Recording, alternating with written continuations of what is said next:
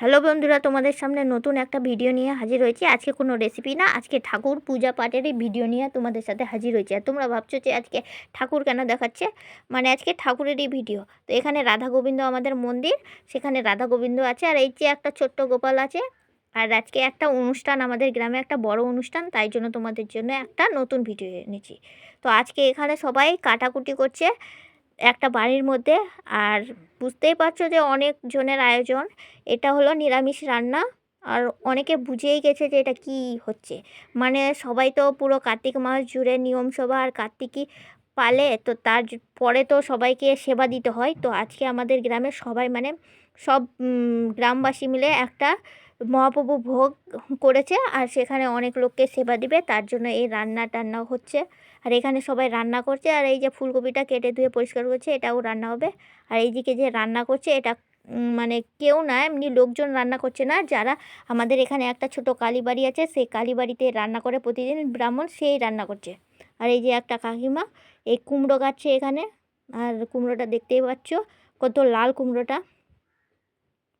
আর একা মিলে এই কুমড়োটা কাটা খুবই অসম্ভব। আর এই যে একটা জেঠিমা হাই করে দিচ্ছে।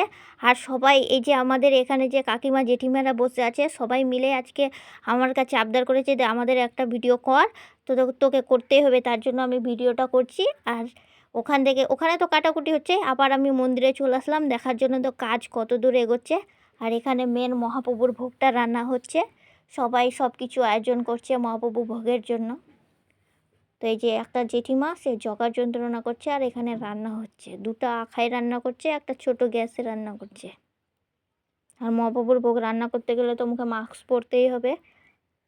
আর এখানে একটা ঠাকুমা বসে কচু শাক বানাচ্ছে, কচু শাক নাকি মহাপ্রভুর ভোগে দিতেই হয়, তার জন্য কচু শাক বানাচ্ছে। আর এই যে তরকারিটা হয়ে গেছে, এটা ডাঁটা আলুর তরকারি, তরকারিটাকে এখন নামাবে। আর এই যে শাক, এটা হচ্ছে মূলোর শাক। আর যে বাড়িটাতে রান্না হচ্ছিল সে বাড়িটাতে কালী পুজো হয়েছিল, তার জন্য একটু ঠাকুরটাকে দেখিয়ে দিলাম। আর এখানে আমাদের ভোগ রান্নাও হয়ে গেছে, আর মেন আরতিও শুরু হয়ে গেছে, ভোগ আরতি। তো সবাই মিলে সব গ্রামবাসী আর লোকজন ডাকা হয়েছিল, তারা সবাই মিলে এখন ভোগ আরতি করছে, গান করছে, কীর্তন হচ্ছে। আর সব এখানে মিলে মহাপ্রভুর ভোগ লাগানো হয়েছে, তার জন্য ধুতি দিয়ে মন্দিরটা একটু ঘিরে দিয়েছে। ভোগ লাগাবার সময় কিন্তু একটু মন্দিরটা পর্দা দিতে হয়। তো এই দেখুন আমাদের গ্রামে কিন্তু লোকজন বেশ জমা হয়ে গেছে, কিন্তু আমাদের ছোট্ট গ্রাম, এখানে ছোট্ট গ্রাম বলতে গ্রামটা বড়ই, কিন্তু হিন্দু সংখ্যা আমাদের কম, মুসলিম সংখ্যা বেশি। তো ভোগ আরতি করার পরে প্রথমে নরনারায়ণ সেবা দিয়েছে, দিয়ে এখন কিন্তু সবাইকে পরিবেশন করিয়ে 4টা 5টা বেজে গেছে, তখন কিন্তু আমরা লাস্টে খেতে বসেছি। এই যে আমরা খেতে বসেছি। আর সবাই খেতে বসেছে, আমি ভিডিও করছি, সবাই লজ্জা পাচ্ছে। কেউ ভিডিও করতে গেছি, কেউ মানে কি ক্যামেরার দিকে দেখছেই না, সবাই লজ্জা পাচ্ছে, আর সবাই খাচ্ছে। আর রান্নাটাও সেদিন কিন্তু মজাই খুব হয়েছিল, রান্নাও খেতে ভালো হয়েছিল, আর খুবই মজা হয়েছিল।